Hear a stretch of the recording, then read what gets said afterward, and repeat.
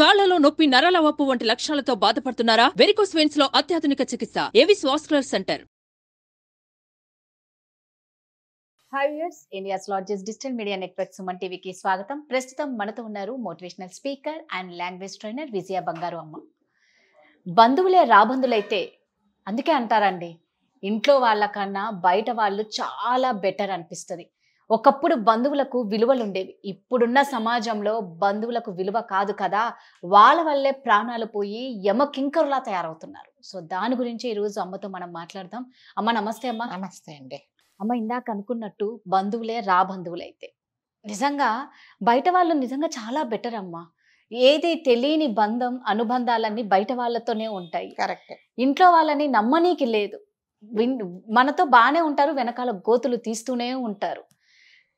వీళ్ళ వల్ల మనకు నిజంగా మనం ఈ మధ్య రీసెంట్గా నిన్న మొన్న న్యూస్ చూస్తే ఆ బంధువుల వల్ల, ఆ పిన్ని వల్ల ఒక యువజంట ఆత్మహత్య చేసుకున్నారు. అవునండి.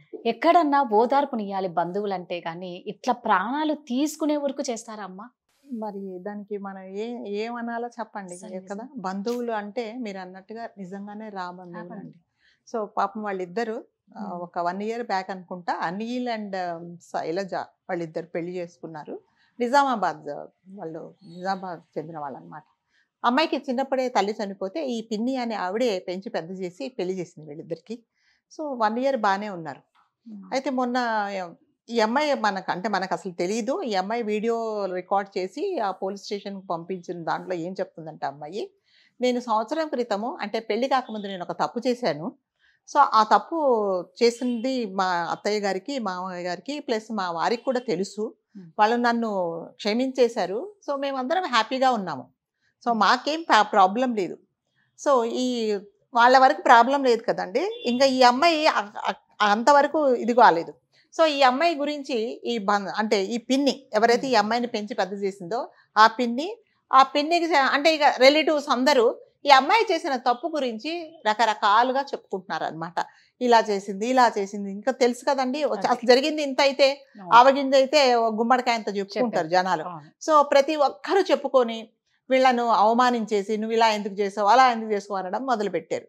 సో ఈ అబ్బాయి ఏం చేశాడంటే, పాపం భరించలేక ఒకసారి పురుగుల ముందు తాగాడట, ఇలా అంటున్నారని. సరే ఈ అమ్మాయి తీసుకెళ్ళి చెప్పింది, పిన్ని ప్లీజ్ మా గురించి చెప్పకు, మా అత్తగారికి కానీ మామయ్య గారికి కానీ నేను చెప్పాను, నేను చేసిన తప్పేంటో చెప్పాను, మా వారికి కూడా ఏం ప్రాబ్లం లేదు, ఇక చెప్పడం ఆపేయి అనింది.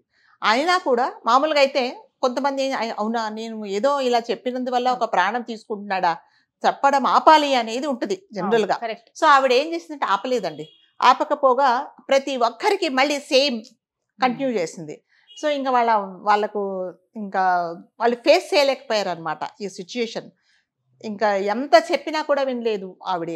ఇక రకరకాలుగా వీళ్ళు కనిపిస్తే చాలు సూటిపోటి మాటలు అనడము, అవమానించడము, నువ్వు ఇలా ఎందుకు చేసావనడం. అమ్మాయి చెప్తుంది, నేను తెలియక ఒక తప్పు చేశాను, ఆ తప్పు నేను ఒప్పుకొని మా వాళ్ళకి చెప్పాను, వాళ్ళకు ఎటువంటి బాధ లేదు, మేము చాలా సంతోషంగా ఉన్నాము, ఆ కారణం వల్ల నేను చేసిన తప్పు వల్ల మా ఇంట్లో ఎలాంటి గొడవలు లేవు, మా ఇద్దరి మధ్యలో లేదని చాలా క్లియర్గా చెప్పింది ఇంట్లో పుట్టింటి పిన్ని వాళ్ళకి. అయినా కూడా ఆమె ప్రతి ఒక్కరికి చెప్పడము, మీకు తెలుసు కదా, ఇంకా చిన్న తప్పుకి చాలా పెద్ద పెద్దగా చేసి ఇంకా చేసిన తప్పు అసలు చేసేసి దానికి ఇంకా కలర్స్ వేసి చెప్పడం స్టార్ట్ చేశారు. ఇక వీళ్ళు ఇంకా భరించలేక ఒక 2 days అయ్యి అనుకుంటా ఏం చేశారంటే, ఇద్దరు ఇంటర్వ్యూకి వెళ్తున్నామని చెప్పేసి వెళ్ళిపోయారండి. వెళ్ళిపోయి పోలీస్ ఒక రికార్డ్ చేశారనమాట.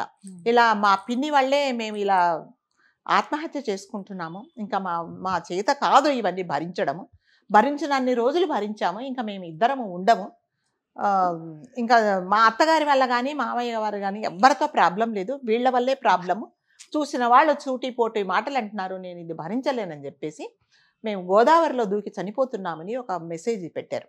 పెడితే పాపం పోలీసు వాళ్ళు పరిగెత్తుకుంటా హడావుడిగా వెళ్తే అక్కడ లేరండి, వాళ్ళు అక్కడ లేరు. సరే ఏదన్నా డ్రాప్ చేసుకున్నారేమో అనుకున్నారు వాళ్ళు పాపం, అంటే ఈ సూసైడ్ చేసుకో అని. ఆ అమ్మాయిని పాపం అమ్మాయి ఫోన్ ట్రాక్ చేస్తే రైల్వే అదేంటి ట్రాక్ మీద దొరికింది. ఇద్దరు పాపం రైలు కింద పడి చనిపోయారండి. వెరీ ట్రాజడీ నిజంగా. సో అంటే దీనివల్ల మనం ఏం నేర్చుకోవాలంటే, అసలు మన జీవితం గురించి వేరే వాళ్ళకి సంబంధం లేదండి. నా జీవితం నాది, నేను ఎలా ఉంటానో నా ఇష్టం, నేను ఉంటాను.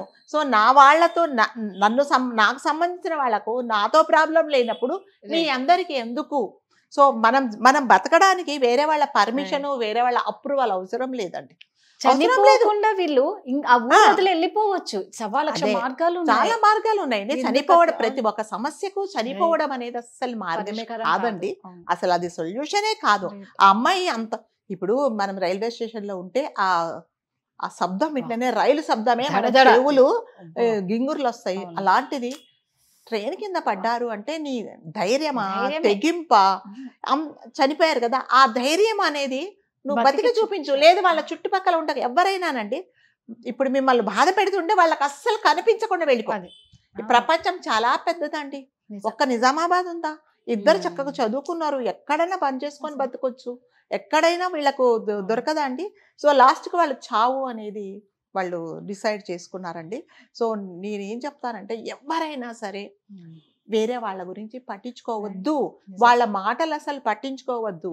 ఈ సొసైటీలో ఎలా ఉన్నా కూడా మాట అంటారు. చెడుగా ఉన్నా అంటావు, మంచిగా ఉన్నా అంటారు. అవును. ఒకవేళ మనం సరేలే పోనీ ఈ అమ్మాయి తప్పు చేసింది మనం కడుపులో పెట్టుకున్నా కూడా Hmm. అది మనను ఎత్తి పొడుస్తారనమాట. సో వాళ్ళ మాటలు మనం పట్టించుకోవద్దు. ఫస్ట్ ఆఫ్ ఆల్ ఎప్పుడైనా సరే ఎవరైనా వేరే వాళ్ళ గురించి చెప్తే Hmm. మనం వినడం అనేది అసలు స్టాప్ చేయాలండి. ఎప్పుడైతే మీరు వాళ్ళని ఎంటర్టైన్ చెయ్యరో వాళ్ళు దే స్టాప్ టెల్లింగ్ యూ.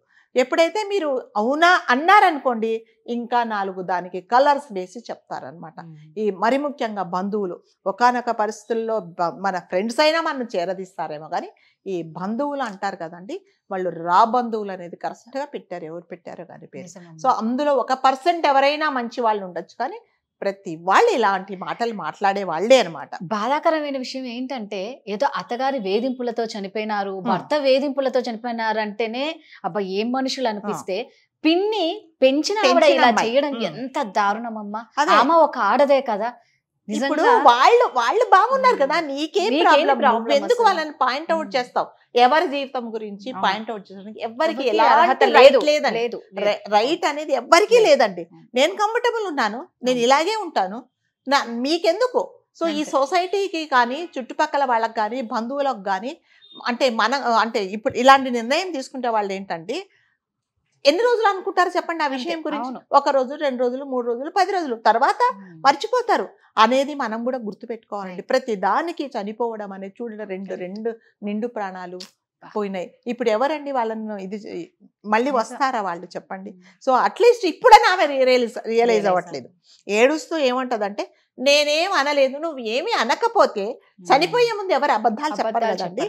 ఆ అమ్మాయి క్లియర్ గా చెప్తుంది, మా పిన్ని వల్లే, మా పిన్ని మా గురించి ప్రతి ఒక్కరికి చిన్న విషయాన్ని పెద్దగా చేసి అందరికి చెప్పింది. ఆ బాధ మేము భరించలేము, మమ్మల్ని ప్రతి ఒక్కరు ఇన్సల్ట్ చేస్తున్నారు, మేము ఇంకా బతకలేము అని అమ్మాయి రికార్డ్ చేసి పంపించినప్పుడు అబద్ధాలు అయితే చెప్పదు కదా. ప్రాణం పోయేటప్పుడు ఎవరు అబద్ధాలు చెప్తారండి? అసలు అలాంటి మాటలు నిందలతో నిండు ప్రాణాలు 2 ప్రాణాలు పోయినాయి కదమ్మా. అంతే కదా.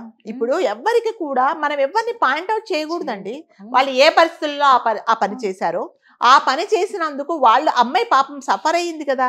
సఫర్ అయ్యి రియలైజ్ అయ్యి తల్లి ఎవరికి అత్తగారికి మామయ్య గారికి చెప్పింది. ఇంకా ఒక రకంగా అంటే చనిపోవడం అనేది దేనికి కరెక్ట్ కాదండి. అత్తగారికి తెలిసిపోయింది నా తప్పు అందుకని నేను చనిపోతున్నానన్నా, లేకపోతే మామయ్య గారికి తెలిసిందన్నా, మా వారికి తెలిసిందన్నా అన్నా కూడా ఒక పాయింట్లో అవునా అనుకోవచ్చు. కానీ వాళ్ళందరూ బాగానే ఉన్నారు, ఈమె గురించి ఈమె చేసిన తప్పు గురించి వాళ్ళు ఎప్పుడు ఒక పాయింట్అవుట్ చేయలేదు. మరి వీళ్ళందరూ ఎందుకండి చనిపోయేదాకా సూటి మాటలు అనేసి ఇప్పుడు చనిపోయిన తర్వాత ఇంకే వస్తుందా? ఆమె రాదు కదండి. సో అందుకని ఎప్పుడైనా సరే నేను ప్రతి ఒక్కరికి చెప్తున్నానండి, ఏ సమస్యకు చావు అనేది పరిష్కారం కానే కాదు. దూరంగా వెళ్ళిపోండి. వాళ్ళు మిమ్మల్ని అంటున్నారు అంటే చాలా దూరంగా వెళ్ళిపోండి, వాళ్ళకి కనిపించకండి. బతకడానికి చాలా మార్గాలు ఉన్నాయి. ఎంతమంది అంటారు మిమ్మల్ని? ఈ ప్రపంచమంతా అన్నది కదా, ఈ ప్రపంచమంతా మిమ్మల్ని అన్నదు. ఎక్కడో ఒక చోట కొన్ని రోజులు బతికి రావాలి కదా. ఈ చావు అనేది ఏంటి చెప్పండి అసలు? అంత ధైర్యంగా ట్రైన్ కింద పడాలి అంటే మీకు ఎంత ధైర్యం ఉండాలి. ప్లస్ ఇద్దరు ఒకే మాట మీద ఉండి చనిపోయారండి. సో చాలా బాధాకరం. కళ్ళలో నీళ్ళు రావట్లేదు అసలు. ఒక రకమైన బాధతో అసలు ఏం చేయాలో అసలు ఆ న్యూస్ విన్నప్పుడైతే నాకు చాలా బాధ వేసిందండి. ఇప్పటికైనా బంధువులు అని ఒక కేటగిరీ ఉంటది కదండి, వాళ్ళు కొంచెం మారండి. వాళ్ళు మీ గురించే మీరు ఆలోచించండి. పక్కన వాళ్ళ గురించి మీకు అవసరం లేదు. మీకు వీలైతే హెల్ప్ చేయండి, లేదంటే గమ్ముగా లేకపోతే మీరు పక్కకు వెళ్ళిపోండి. వాళ్ళకి ఎవరైనా హెల్ప్ చేస్తారు, లేకపోతే వాళ్ళ చావు వాళ్ళు చేస్తారు. వాళ్ళు ఏదో వాళ్ళ డిసిషన్ వాళ్ళు తీసుకుంటారు. మీరెందుకు కమెంట్ చేస్తారు? ప్రతి విషయంలో ఎలా అయిపోయినారంటే అమ్మ బంధువులు 10 మందికి చెప్పడం అనేది అదే పనిగా పెట్టుకున్నారు. ఇంకా అలా ఈ మధ్య వాట్సాప్ గ్రూప్ లో ఏమిటి ఫలాని వాళ్ళ ఇంట్లో ఏం జరిగింది చెప్పు, ఇలాంటి అంటే ఈ నెగిటివిటీ అంతా స్ప్రెడ్ చేయడానికి పట్ట. వాళ్ళ ఇంట్లో అదంట, వాళ్ళ అమ్మాయి ఇలా అంట కదా, వెళ్ళిపోయిందంట కదా, ఇలాంటి ఈ ఫ్యామిలీస్ కొన్ని గ్రూప్స్ ఉంటాయండి. సో నాకు అంటే నేను చెప్పే మాట కొంతమందికి రిలేటెడ్ అయ్యుండొచ్చు. ఇలాంటిది కూడా మెయింటైన్ చేస్తారు. అవునా వాళ్ళ ఇంట్లో పోట్లాడారా, వాళ్ళ అత్తగారు పోట్లాడారా, వాళ్ళ మామయ్య పోట్లాడారా, వాళ్ళ కోడలు ఇలా అంట కదా అని ఆ ఫ్యామిలీకి సంబంధించిన వాళ్ళే కొన్ని గ్రూప్స్ మెయింటైన్ చేసి ఇలాంటి మాటలు ఇలాంటి మాటల వల్లే కదా నిండు ప్రాణాలు. అదే కదా. సో బంధువులు అనేవాళ్ళు ఎంత దూరం ఉంటే అంత మంచిది. ప్లస్ ఎవరైనా సరే మీ గురించి కానీ నా గురించి కానీ వేరే వాళ్ళ గురించి కానీ బంధువులు మాట్లాడుతుంటే వాళ్ళు they are no way concern. అసలు వాళ్ళతో మాట్లాడకుండా పక్కకి వెళ్ళిపోవడమే బెటర్. లేదా ధైర్యంగా చెప్పండి. మీకెందుకు ఇప్పుడు ఈ అమ్మాయి కూడా ఇంత ధైర్యంగా బయటికి వెళ్ళిపోతున్నాను చనిపోతున్నాను అనే బదులు ఎదురు సమాధానం చెప్పాలండి. కొన్ని పరిస్థితులలో నీకెందుకు, మా మామయ్యకి ప్రాబ్లం లేదు, మా అత్తయ్య గారికి ప్రాబ్లం లేదు, మా వారికి ప్రాబ్లం లేదు, నీకెందుకు, మీరే ఆమె అన్న వాళ్లకు చెప్పింది అనుకోండి, కొంత అంటే ఇంకొక వాళ్ళు కమెంట్ చేయడం ఇది చేస్తారు. సో ఈ అమ్మాయికి మరి ఆ ఆలోచన రాలేదో ఆ ధైర్యం రాలేదో తెలియదండి. అనవసరంగా ప్రాణాలు తీసుకున్నారు. సో ఎవరైనా కూడా ప్రాణాలు తీసుకోవడం అనేది అస్సలు పరిష్కారం కాదండి. చాలా మార్గాలు ఉన్నాయి బతకడానికి. సో ఈ బంధువులు అనేవాళ్ళు దయచేసి మీ పనుల్లో మీరు బిజీ అయిపోయి పక్క వాళ్ళ గురించి మాట్లాడడం మానుకుంటే నిజంగా ఇట్లాంటి ప్రాణాలన్నీ బతుకుతూ ఉంటాయి, ప్రాణాలు కాపాడిన వాళ్ళు అవుతారు. కాబట్టి ఎవరే కానీ ప్రాణాలు మాత్రం దయచేసి తీసుకోకండి. మీకు అలాంటి థాట్స్ వస్తే సైకాలజిస్ట్ దగ్గరికి వెళ్ళండి. లేక నిజంగా అంటే ఈ ప్రపంచంలో బంధువులే కాకుండా మీకు ఒక్కరో ఇద్దరో ఫ్రెండ్స్ ఉంటారు కదా, వాళ్ళతో షేర్ చేసుకోండి. లేదా వాళ్ళ దగ్గరికి వెళ్ళి 2 రోజులు ఉండండి. అక్కడికే అప్పుడన్నా కొంచెం మీకు బాధ తగ్గుతుంది కదా. ఈ చనిపోవడం అనేది చాలా తప్పండి. అంటే వాళ్ళ పరిస్థితులలో మీరు అలాగే ఉంటుంది కానీ మనం మంచి డెసిషన్ సొల్యూషన్ ఏ సమస్యకు చావు పరిష్కారం అనేది కాదు. ఇప్పుడు చనిపోతే 2 రోజులు 3 రోజులు చెప్పుకుంటారు. ఎవరికి అన్యాయం జరిగింది? మీ బతుకులు మీరే నాశనం చేసుకున్నారు. అందుకని ఈ చుట్టాలు పక్కాలు బంధువులు అంటారు కదా, చూడండి వాళ్ళకు మనం ఎంత దూరంగా ఉంటే అంత మంచిది. వీళ్ళు ఏం చేసినా వాళ్ళు కమెంట్ చేస్తారు. మన గురించి 10 మందికి చెప్పే వాళ్ళకు దూరంగా ఉండండి, హెల్దీగా హ్యాపీగా అంతే. థ్యాంక్ యూ అమ్మా. సుమన్ టీవీలో మీ పర్సనల్ అండ్ బిజినెస్ ప్రమోషన్స్ కోసం కింది నెంబర్కి కాంటాక్ట్ చేయండి.